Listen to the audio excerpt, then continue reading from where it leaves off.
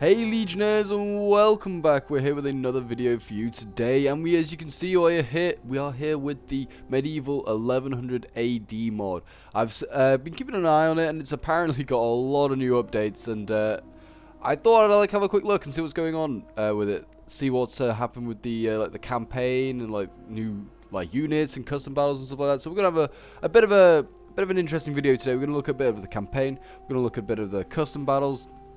I'm going to see what's going on with this mod, because it could really be. I've had a little bit of a play with it myself for a few days, and I think it could really compete with 1212 AD, and I'm really excited to see this healthy competition in the medieval sort of mod world, where you've got one on Attila, one on Rome 2 now, and it could be a really healthy competition. I did look at 1100 AD a long time ago, quite early on in my channel channel's life, and so I'll leave some links for that in the description. Starsmill, who is the original creator of this mod, has worked really hard on his mod, and yeah, so I'm all props off to him. And yeah, there was it looks great. I mean, as you can see here, welcome to medieval folks. There's a new update, all campaign factions and stuff, all faction leaders become mortal, and the campaign now has 4 turns per year.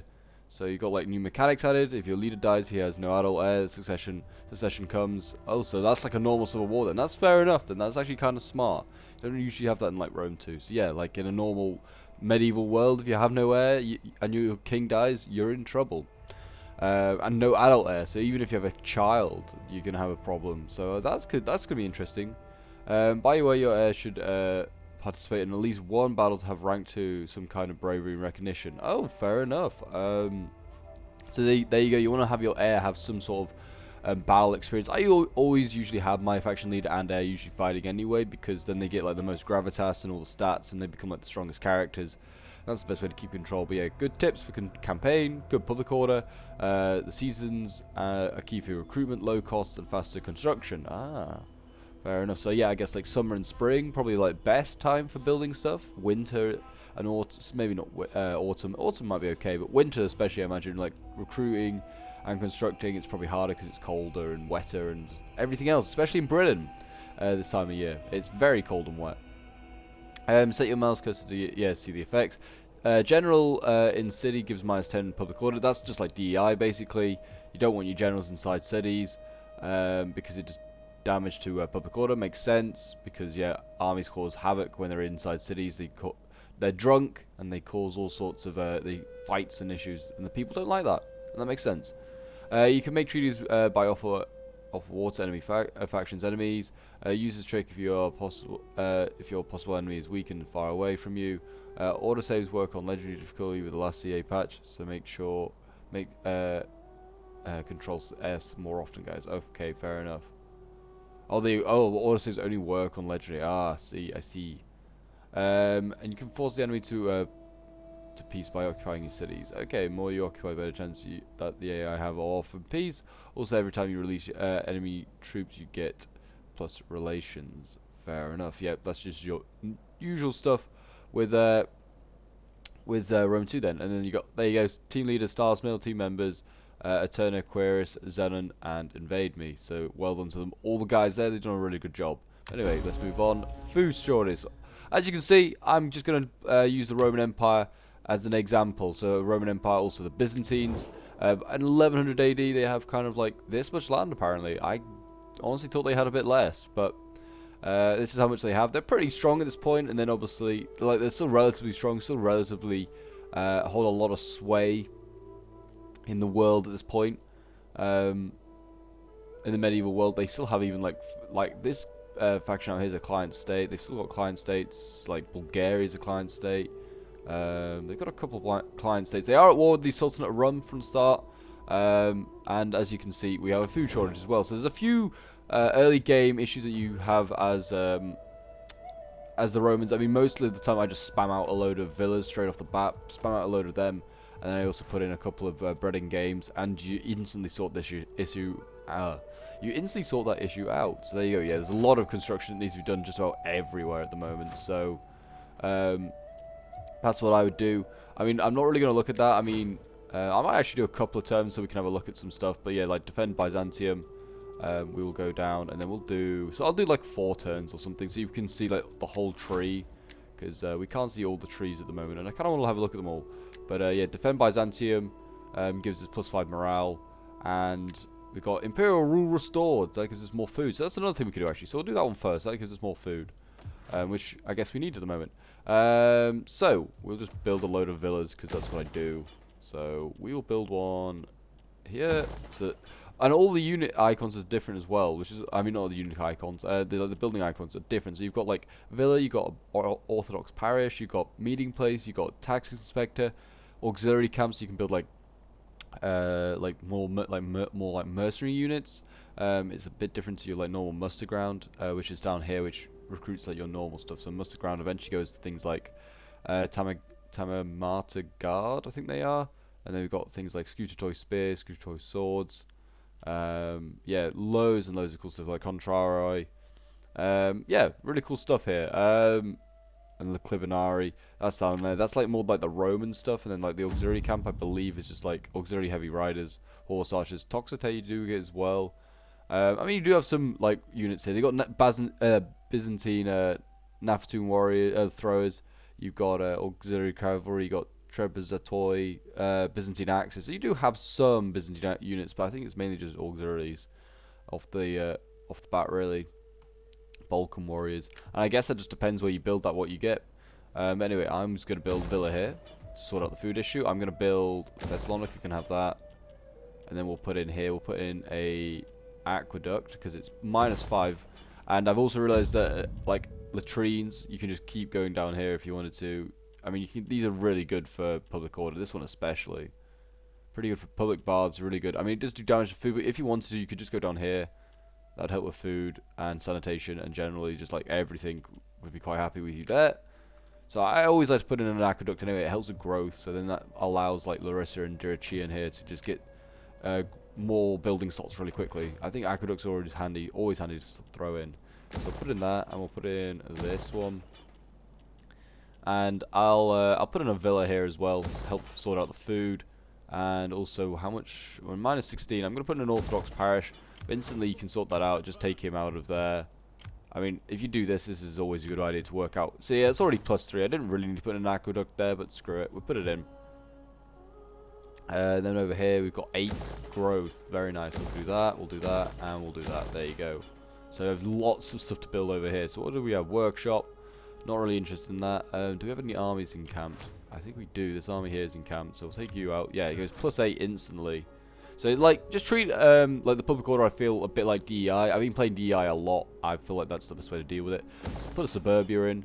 I'm gonna put a tax inspector in. Helps with the tax rate. I'm gonna put another villa in, and I'm gonna put a meeting place in, because meeting places are very handy sort of things, because it gives you +1 public order.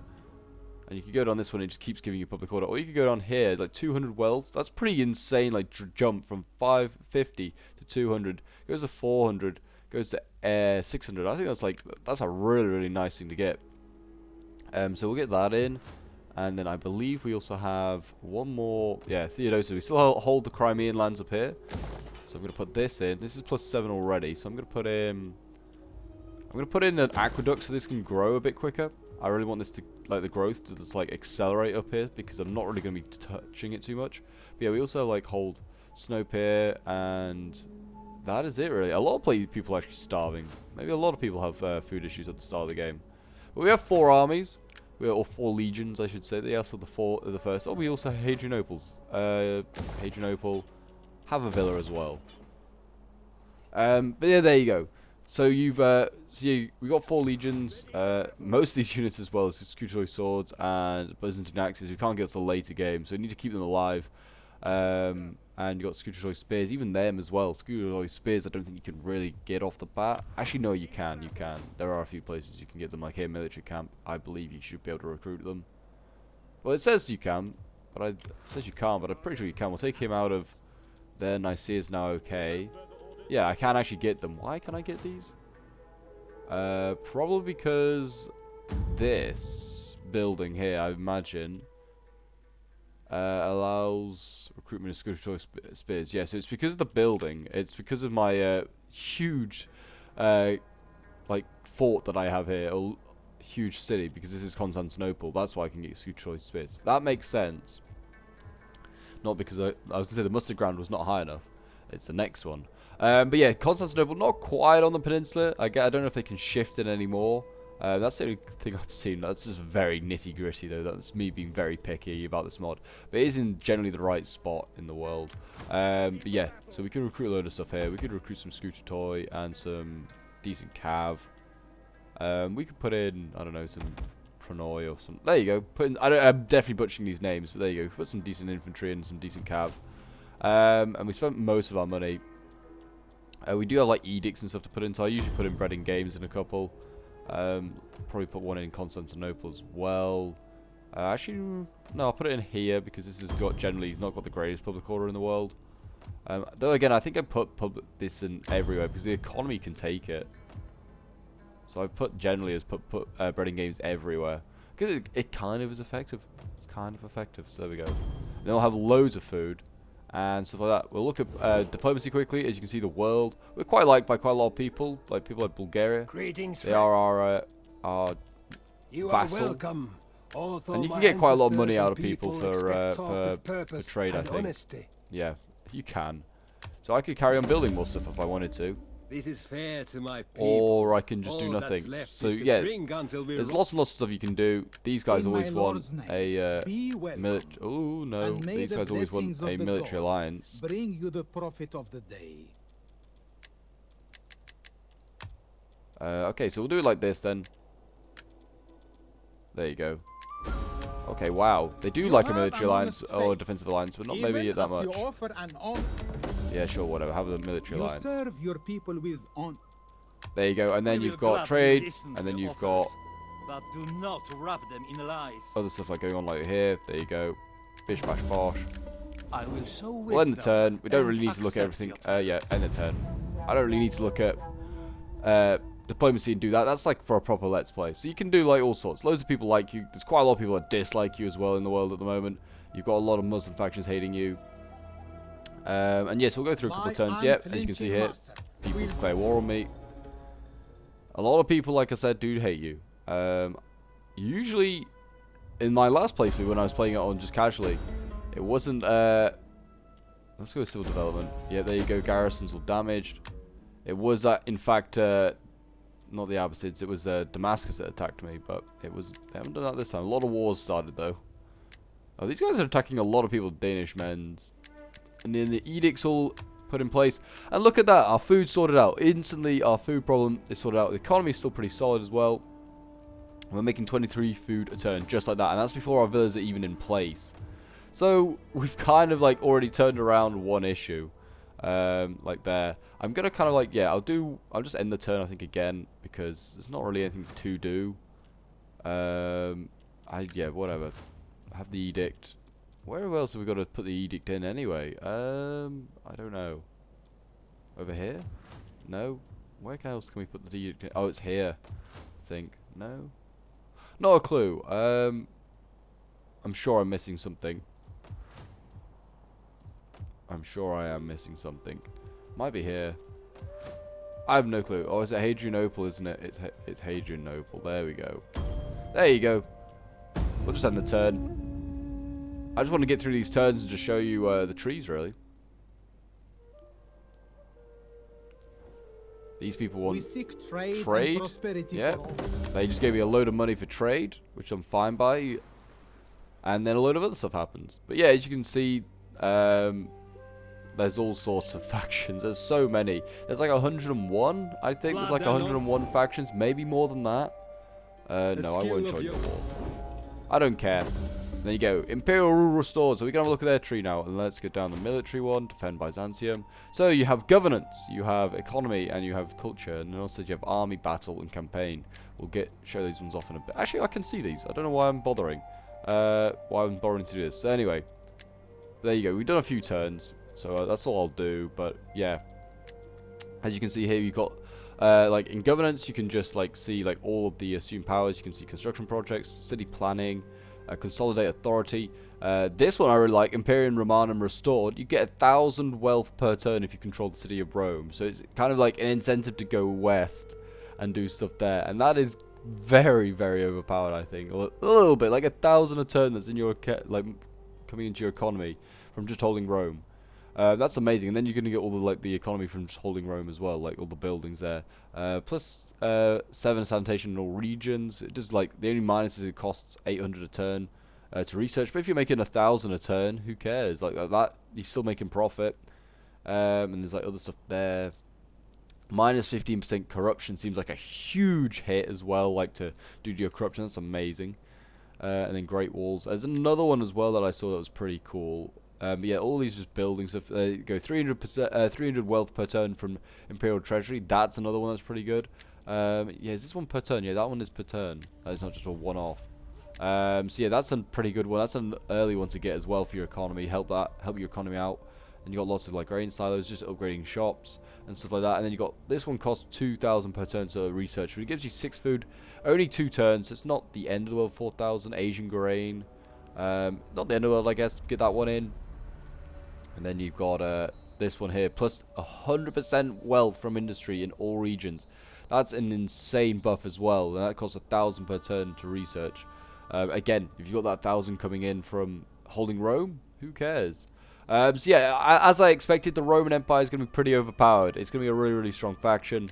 And then this one here, plus 1 Orthodox influence. Sewers, you've got 60 minus 60 cult building demolition. 20% diplomacy all barbarian factions. That's pretty handy. I don't know exactly what accounts as barbarian. Maybe like the Arabs, or maybe it's like the northern factions. I have a feeling like the Pechenegs, like Principality of Hayalk, the Cumans. Maybe like the Vlachs, Bulgaria, these people, they maybe count as barbarians, I guess, maybe not, like the Arabs and stuff like that, and the Islamic factions. But then we've got, yeah, more stuff upgrading here, plus 2 public order from Sol Invictus temples, and then you get like the Hippodrome and stuff like that. And then we've got send gifts, 30%, diplomatic relations from treaties. That's insane. Again, really, really good. But yeah, it costs a lot, 3,000 per turn. But it's only 4 turns, so it's not the end of the world. If you've got a good economy, you're okay. I'll be fine currently as we are to do that. And then military. Military, yeah, minus 10 unit cost. That's a pretty good start. Auxiliary cost comes down. Mercenary recruitment. So just costs to start with. That's campaign. So I guess, yeah, it's just things that can be affected by on the campaign map. Then you've got plus 10 campaign movement range. That's pretty good. Replenishment rate for all armies is also very good. Minus 100% attritional losses when under siege and when besieging. Oh my god. So basically you take no damage at all from sieges. That is insane. And then you've got plus 5 siege holdout time for all besieged settlements and double for city ports. So that could, like, try and take a port city, you could be there for 20 turns if they were besieging it. And then minus 3 siege holdout time when you're besieging somewhere. That's insane. And also you got to think that you get no like losses when you, like that double city port. So that'd be like at least 10, 12. It's going to be an insane amount of turns that like a city port could hold out for, like Constantinople for instance. Then another plus 5 campaign movement range, reinforcement range 30%. That's pretty handy as well. 10% replenishment rate for all armies. So you get, does that stack or does that just like replace? I don't know. If they stack, that is insane. That's 15%. That's like a 15% as well where it is. That's insane. And you got army recruitment capacity all provinces. And I feel like this one should be. This is a bit of a weak one. I feel like that should be replaced, like swapping or something. Like this one, like usually recruitment capacity and recruitment like for fleet and army is usually lower down. But anyway, that's a pretty strong campaign one. I haven't actually looked at that. Battle, we got a charge bonus and melee attack. That's pretty like normal. You see that there. And then you got another one for like auxiliary. They got melee attack skill and 12% is quite high though. They could technically be better than your. I don't know if that brings them up to par with your usual units or that puts them above. I've not really looked at the auxiliary units yet. Then we've got like ships ramming and speed going up. That's pretty handy. Then we've got like elite cavalry getting upgrades as well here, so that's pretty nice. And then we've got motivational techniques. You've got 10% melee attack skill for all mercenary, and then you've got, yeah, again, ships getting upgrades. You've got elite training, and then you've got like the new stuff coming out here. So here we go. So does this then replace Scooter Toy Spears? Spearmen replace late replace Scooter Toy Spears. Okay, Varangian Guard replace Varangian Guard. So it's just everything goes late instead of normal. So that's pretty cool. Got like new upgrades, like new reforms. Siege equipment, that's pretty good as well. And then the final one, army, which is where you get like all your buildings from. +3 levy of units available in client stratifies. Okay, that's pretty useful if you ever need to just quickly build a quick scrappy force. You got like loads of buildings here, military barracks, auxiliary, yeah, siege equipment, dry dock. This one's just all the buildings. I think this is not going to do any buffs. And then, well, it does do a few plus 15% experience gain rate for all units. It's very nice. Yeah, that is kind of it, I think, on all the buffs. So yeah, there you go. That is the technology. We'll quickly look at the family tree. So this has all been reworked as well. Look at this, records, characters. So we are the Achaemenian dynasty. We have Isaac as our heir. How old is he? He's 7. 52 is our main man here, Alexius. And we've got lots of other people down there, Anna, and they could all get married off to people, I guess. Shame that you could, John here as well. He's 13. Why isn't John our heir? Or Andronicus? These guys are older. I guess we could maybe make them our heir. Could we make them our heir? Declare heir. Yes, we could, but only if there you go. Declare heir. So you could make John your heir. I think that's what I would do. Actually, you know what? Screw it. I'm gonna do that. He's 13. Then he comes of age, much quicker than Isaac. And he's got a stronger name. John's a nice name. You got all our other nobles over here, which are all part of our family, I believe. Then we've got politics, as usual. Just the same Canonian dynasty and very much in charge landowners. And then you have the trade party as well. So they all seem pretty loyal at the moment. And summary, who we're at war with and stuff like that. So there you go. We are obviously the Orthodox religion as well. So you've got like religion, Sunni Islam, all sorts of that being reworked. It just looks amazing. It really, really does. I'm sure there's loads I missed. Is there any like missions? There are actually missions as well. Look at this. Like what to control. So we've got a whole like we've got to basically retake the entire like empire. Basically like the like most of the empires. We've got Apulia, Calabria. Tadmur is where? Over here somewhere. Somewhere here. So yeah, we've got to retake all this land. So eventually they would all have to bow. Oh, wrong one. They'd all have to bow to the power of Rome. Yeah, maintain 100 units. That's like to get a military victory, I guess. Then we got like economic, hold Sicily and Syria, and hold all these, and hold some of these stuff. So strategic resources, that's pretty easy. Maintain 6 trade relations. You can do that easily with the West if you wanted to. At the end of the turn, have at least an income of at least 40,000 talents. That's pretty rough. I mean, I could probably do it. You just have to turtle a lot. And then we've got this is to culture victory to hold all these. And there you go. Construct the following building: Great Temple of Our Lady. Construct the following building: Romaic Orthodox Congress. Research study of all technologies. I've done one. And then at least one culture, one settlement in 9 provinces in which your culture is dominant. I think we could do that easily as well. So yeah, it's got some pretty good campaigns. It looks really good. I'm gonna just quit to main menu so we can have a quick look at the custom battles, look at all the factions that are available, all the units, some of the units. But yeah, it looks really, really good. Are there any historical battles? I doubt it. I imagine it is just, yeah, that would be kind of cool if they could do some historical battles. But yeah, here you go. Here are all of the factions. So you've got a good, well, I don't know what you got. 1, 2, 3, 4, 5, 6, 7, 8, 9, 10, 11, 12, 13, 14, 15, 16, 17, 18, 19, 20, 21, 22. So that's 44 playable factions in custom battle. That is very, very nice. I'm really excited to see that. Norse expedition, they're kind of cool. So like, still got the Vikings knocking about at the moment. So you got like the Housecarls. You got, yeah, they look awesome. That's a cool faction. I'm pretty sure they're in campaign as well. Not sure if they're playable yet, but they are in the campaign. Obviously got the Roman Empire, so we can see what we can get. We can get Varangian Guard late, Byzantine Axis, Varangian Guard, Tamagata Guard late. Yeah, loads of really cool stuff here. Probably one of the more beefed out rosters I've seen, to be honest. It looks really, really good. Cumans. You got like your nomad sort of more like factions. Alans, I didn't even realize they were still in there around at this point, but there you go, they are here. Bulgaria's got a pretty good faction. Kingdom of England, I'm a bit sad that it's a pretty small roster. I'd like to see Kingdom of England's beefed out a little bit, but then you've got its rival, the Kingdom of France. It's a little bit bigger. It's got some pretty good like melee infantry, missiles. But yeah, it's looking really good. Look like Huron Empire, like another big player in the world at the time. What else we got? Like the Abbasids. We got a pretty decent roster as well. We've got elephants if you ever want to use them. And then the other big major like faction in like the east is the Fatimids, I guess. They're looking pretty scary. And then you've got, I don't know, yeah, you've got also, I could be here all day looking at them. The Teutonic Order, looking pretty damn nasty.